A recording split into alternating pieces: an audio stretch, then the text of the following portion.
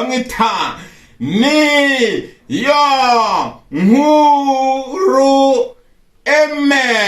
Yes, nuko bita ni yo nkuru Aime, umukobwa wakoze ibigwi bitandukanye abenshi bashaka ko batazi ibyo zina ariko bamwita Miss Nyambo. Mwiza kandi w'umwihirinzi uribiza kenshi cyangwa se agatubutse muri sinema nyarwanda. Kama kawaida ni yule kijana wenu Valence Okonko. Yes, ibihe byiza kuri mwese mwakoze subscribe kuri Okonko Media aho muri hose, amajyepfo, amajyaruguru, iburasirazuba ndetse n'uburengerazuba, n'abari mu ntara yacu gaturatu ya diaspora. Mwese ndabakunda cyane kandi muri ku mutima kuko mbahora mumbonhora hafi kandi nanjye umutima wanjye utera mu wanyu. Yes, uyu munsi rero ushaka kwibaza ngo mbafitiye iki. Umunsi kuri Okonko Media nta handi nta kindi kintu tubazaniye. Noneho hari uburyo kimugiye mubona abana cyane cyane bajya muri no mystery kuvuga ngo ladies first, cyangwa se wenda bongo igitsina gore nyine nacyo ngo gihabwa ijambo cyangwa se wenda ngo cyahawe ijambo. Kishi na keshi twaje tubona mu bikorwa bitandukanye, hari mu ngabo z'igihugu, no henshi hirya no hino batandukanye. Ariko uyu munsi noneho nagarutse mu gisata cyacu cya cinema. Mumbaziske muri cinema abana bakobwa kuko bari mu bantu ushobora kuba barimo gukora ko kwamagani imirimo ishimwa n'Uwiteka. Ese bari mu cinema koko ishobora gutunga umwana mukobwa ku rwego rufatika. Yes, uyu munsi ushobora kwibaza ngo ngufite iki. Uyu munsi nazaniye urutonde rw'abakobwa beza, the beautiful ladies. Si ibyo gusa, bafite n'agatubutse kandi binjiza kubera iki cinema. Ushobora kwibaza ngo ku mwanya wa mbere cyangwa se mpere ku mwanya wa mbere cyangwa oya reka mpere ku mwanya na koze urutonde rw'abakobwa batandatu.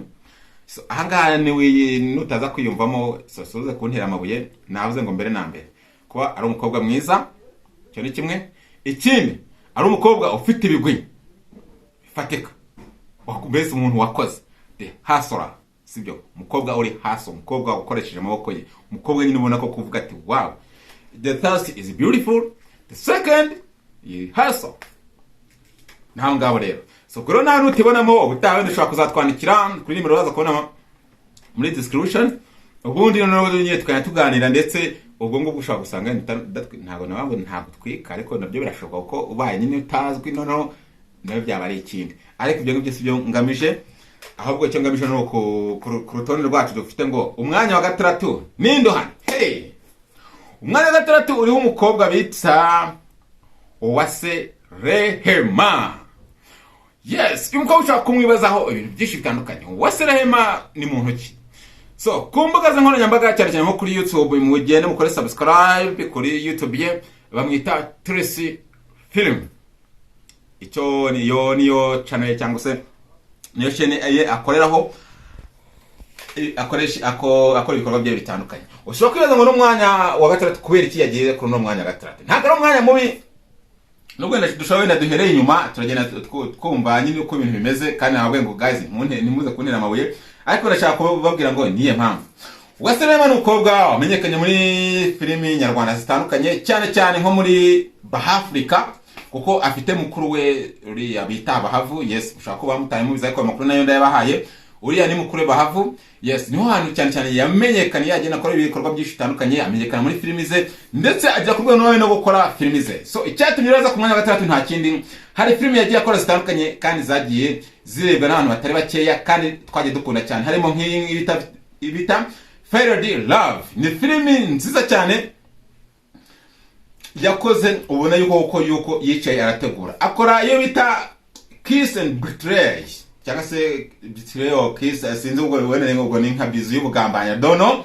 Ni nguko akora n'indi filimi bita Bwiza Series. Izi ni filimi yakoze, filimi nyinshi zitandukanye, ariko twagiye wenda dufata wenda nk'iziherutse ariko umuntu abyita. Ariko byo uyu mukobwa nyine yakoze ibigo byinshi kandi izi filimi zari zimwiriza amafaranga atari make. So ahangaha rero twabonye yuko ni umukobwa mwiza kandi noneho waniteje n'imbere. Guys, n'abakobwa bagenzi bacu bandi batandukanye, ubwo nawe murumva mwamufatiraho ikigisho.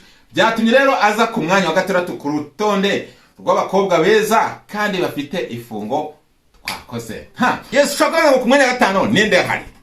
Ku mwanya wa gatanu hari umukobwa bita Inkindi Aisha. Yes, wagiye akora ibikorwa bitandukanye. Uyu munsi akaba afite yo bita Aisha TV cyangwa se Aisha Films, kuko akora filimi nyinshi zitandukanye. Uyu mukobwa rero ushobora kwibaza ngo ni muntu ki? Uyu mukobwa yagiye akina amafilimi menshi atandukanye, yamenyekanye nko muri Kraman Empire, agenda azamuka akora ibigwi bitandukanye hirya no hino, aza kugera ku rwego nawe avuga ngo none nanjye ngomba kugira company yanjye ariyo yise Inkindi Aisha. Ubwo akaba akora film. Ushaka kwibaza ngo noneho muri filime ze yagiye akora izindi zitandukanye ni zihe? Angaha turazifite, harimo yo bita Ururabo mu Mahwa, hakazamo na Bado. Iyi ngiyi ariko yo ni filime nshyashya cyane igiye gutangira, ndumva guhera muri izi mpera za kuno kwezi nibwo iraba yatangiye kujya hanze, hagati yo ku cyumweru cyangwa se wenda muri kiriya cyumweru gitaha nibwo iraba yatangiye kujya hanze. Uyu mukobwa rero, izi filimi zageze n'iza gatubutse. Kandi ikindi cya kabiri, Aisha ni wa mukobwa w'umukozi twaje tumumenya mu bikorwa bitandukanye, harimo guhostinga, harimo hirya no hino. Mbese ikindi cya kabiri, agakina n'umukire muri no minsi tuzi bita Yohan, nawe tubona muri filimi ze. Mbese ni wa mukobwa ubona koko yuko ari umukobwa wavuze ngo ngomba gukura mu mufuka nkakora uko byagenda kose, nanjye nkiteza imbere. Nta mpamvu kugira ngo 80% cyangwa se abakobwa benshi usanga ari hane ngo baranka barandeba, mfite abadiaspora banaba gutya na gutya, izina ryanjye, ikimero cyanjye ngomba kugikora mu gutya. Ariko abangabo ni bamwe bavuze ngo twebwe amaboko yacu tugomba kuyakura mu mifuka, tugakora icyo umugabo yakora, icyo umuhungu yakora, natwe nk'abakobwa b'u Rwanda twagikora. Ku mwanya wa gatanu rero, Inkindi Aisha niwe uje urongoye na filimi ze bita Ururabo mu Mahwa, filimi yakunzwe cyane, yarimo umukobwa w'umurundi bita Mimi Mirey, hakaza n'ingiyi Bado. Ni filimi nziza cyane, nabakumbuza mugende kuri Inkindi Aisha ubundi mwirebere namwe yuko ibyo mabwira ari ukuri. Kaza rero sasa ku mwanya wa kane.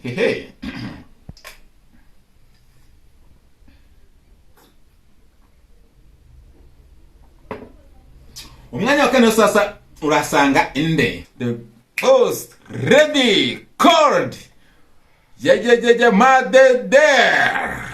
Yes, uyu mukobwa mwiza cyane, umukobwa mwamenye muri filimi zigiye zitandukanye, cyane nko kwa Papa Sava, ndetse no muri filimi zica kuri Zacu TV. Uyu ni umukobwa mbese sinzi kuri uyu umuntu yamuvuga, ni wa mukobwa ubona koko yuko wakoze icyo ni cya mbere, ikindi cya kabiri ufite igihorihori, ikindi cya gatatu ufite n'ubwiza. Ni wa mukobwa ubona nyine ukabona mbese ubwiza bwe. Hari benshi nyine bajya bavuga ati ubundi ubwiza nk'ubu ngiye koko akabya byaje umusaba mu buryo bunini bakwiye kuburi kuvunika n'iki. Ariko uyu mukobwa wenda ntaratangira kumuvuga neza. Ni wa mukobwa mbere na mbere afite uburanga bwe n'ubwitonzi, mbese nandi bavuga ngo uburanga bwahuye ni hoho ubyara ikintu gikomeye. So uyu mukobwa rero ni umukobwa ufite ibintu bigiye bitandukanye, afite imodoka ze, ndetse ikindi cya kabiri akaba afite company ikora amabuye y'ubwubatsi. Iki ni kintu rero cyatumye aza ku mwanya wa gatatu, kuko ni wa mukobwa ukora sinema ariko noneho ufite n'ibindi bikorwa bitandukanye hirya no hino we yikora. Mbese bivuze ngo yararebye aravuga ati sinema nyine yampaye izina impane gishoro, ariko nanone arongera avuga ati eske sinema iramutse wenda kano kanya wenda YouTube bayitwitsa cyangwa se sinema itagikunze mu Rwanda wenda bitewe n'impamvu, ese wenda umuryango wanjye ushobora kubaho gute, nabaho gute se nyanya muri rusange. Niho hano rero yagiye akuna company y'ubwubatsi. Baza nk'umukobwa nka Madedere, ufite inzobe isa kuriya, ufite ubwiza nka buriya, ufite burebure busa kuri bungana kuriya, akagira gutya akava muri ibyo ngibyo akaba ati ngewe reka nano nigira mu bwubatsi, sibyo? Ako kandi icyo kintu sinzi muri ku cyuma. Akenshi na kenshi nyine guys, ku bakobwa wenda reka naho ngamafungura amaso nkuko navuze ndibabwira ngaha, nta kintu nawe uri utakora. Ushobora kuba wakubaka, ushobora kuba wakora ibintu bitandukanye, watwara imodoka mu gihe abakobwa muri no minsi bari gutwara amahoho n'ibindi bimodoka bitandukanye. Ni abakobwa nawe rero ku mwana w'umukobwa nta kintu kandi utabasha gukora. Mbese muri make Madedera kubera urugero rwiza rw'umukobwa ufite hiti kandi noneho unakora ibintu bijyanye n'ubwubatsi. Yes, reka tuko kumazi gake tugaruke sasa.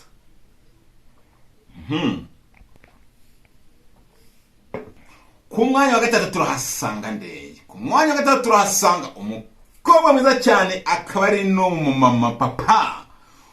Umukobwa bita Miki asifiwe.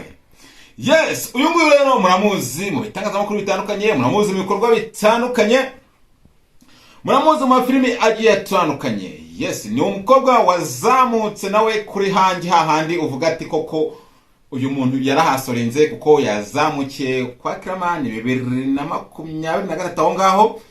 Yes, akiva kwa Clement ndetse akinahakorera gakeya nibwo yaje gutangira gukora n'umusore bita Regis, bakora ibikorwa bitandukanye, harimo amapranka, harimo amafilm ndetse n'amakomedi.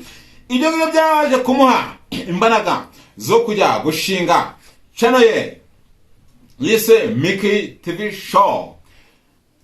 Aratangira noneho sasa niko gutangira kutwereka imitekerereze ye noneho sasa. Atwereka igihori cye papa. Arakora agera ku bikorwa byinshi bitandukanye, atangira muri filimi byanga, aza gukora filimi bita Igeno, mwarayibonye muranayikunda. Igeno riza kumugeza ku isezerano ry'ikinyoma, sinibyo gusa yaje no gukora icyumba cyanjye, arizo filimi ari isezerano ry'ikinyoma ndetse n'icyumba cyanjye muri iyo misi biri gutrendinga. Ibyo ngibyo si ibyo gusa kandi yaje no kumuha andi mahirwe koko nk'umukobwa witeje imbere, biza kumuha gushaka umugabo mwiza umuzi nka Aga Promoter. Ibyo byose ni ibintu yagiye akora muri industry ya cinema. Yes, ari byo ndababwira ati ko nyine iyi social media cyangwa se cinema akeshi na keshi nyine ku muntu waje koko ashaka gukora, ashaka kwibyaza umusaruro, yabonye byinshi kandi yifuzaga ndetse bikayigana n'ibyo yatekerezaga mu nzozi ze. Uyu munsi akaba hari abantu benshi babaye mu nzozi za Miki. So mbibutse yuko kano kanya afite na Miki Shop. Ibyo byose ni ibintu byagiye bituruka mu iki, byagiye bituruka muri filimi. Sasa rushaka kuza ngo ku mwanya wa kabiri harinde. Ku mwanya wa kabiri hari umukobwa mwiza cyane, akari n'umumama umeze neza, usobanutse, ukeye, w'umukozi papa. Nawe wavuga ngo uyu muntu koko namufatiraho icyitegererezo. Hari umukobwa mwiza w'inzobe w'uburanga buhebuje, wakoze icyo bita izina, yubaka ibigwi bigiye bitandukanye mu ndirimbo ndetse no muri sinema. Uwo nta wundi ni Niyonsenga Joseline, cyangwa se nushaka umwite Jojo cyangwa se umwite Ravi. Ushaka kubaza ngo ni ikihe kintu cyatumye aza ku mwanya wa kabiri. Uyu ni umukobwa wagiye wakoze cyangwa se wubatse hiti kuva kera. Umukobwa waririmbanye n'abamasamba, wagiye akora ibikorwa bitandukanye mu ndirimbo z'amasamba za kera agiye agaragaramo. Ntago ari ukuba kari mukora ubwo noneho yatangiye umwuga we akiri mutoya. Nyuma gato nibwo noneho yaje kuvuga ati noneho ntago kuririmba gusa bihagije, ahubwo noneho nshobora gufata kuririmba indirimbo zacu za gakondo noneho nkazihuza n'igisata cya sinema. Ariko agiye akora ahantu hatandukanye, ariko cyane cyane yazamukiye nko muri Miss Nyambo. Yes, bakina muri filimi yitaga The Message. Yes, muri filimi zamukize kuri platform. Nyuma gato aza gukora kwa Clement, ajya mu muturanyi n'ahandi henshi agiye atandukanye. Mbese tubona ko ari umukobwa w'umwihirinzi, w'umwihanduza cumu, wagiye akora ibikorwa bitandukanye. Noneho si ibyo ngibyo gutyo gusa, ibyo byose byaragiye birakomatana. Noneho aza gukora ikintu bita Jojo Films. Iyi ni company yatangiye itamworoheye cyane kuko nyine byari bigoye. Wenda kubona amafaranga ko buri hantu mukabona abantu bashutinga mugira ngo wenda babashyizemo amabuye n'ibiki biragushutinga ni ibintu by'amafaranga ko nima umunsi ushobora gukora wenda umunsi ukaba utajya hasi inoti ya 100 urumva ni ibintu biba bifatika cyangwa biba binageze kandi mu kigo kitazonyaga shooting urumva ni ibintu birya amafaranga. Uyu mukobwa rero nawe ni wa mwana wavuze ati ngewe ntitaye kuki bite n'ukuntu nkunda sinema kandi ngomba no kwishoramo urushundura. Yaje abikunze atizeye nako bishobora kumukiza cyangwa se bishobora kumugabura ku rwego rufatika. Ariko uyu munsi tuvugana ndashaka gutangaza ko uyu mukobwa Niyonsenga Joseline na company ye Jojo Films ari umuntu uhagaze neza, ari muri filime yagiye akora zitandukanye, harimo filime bita Impeta. Ubu ngubu akaba ari filime igezweho cyane bita Intimba ya Ravi. Akaba afite n'indi filime ubwo azitwara ibyo bita Ibikomere series. Yes, izo zose wazishaka kuri Jojo Films. Ibi nibyo bintu bituma bitenebwe yubatse.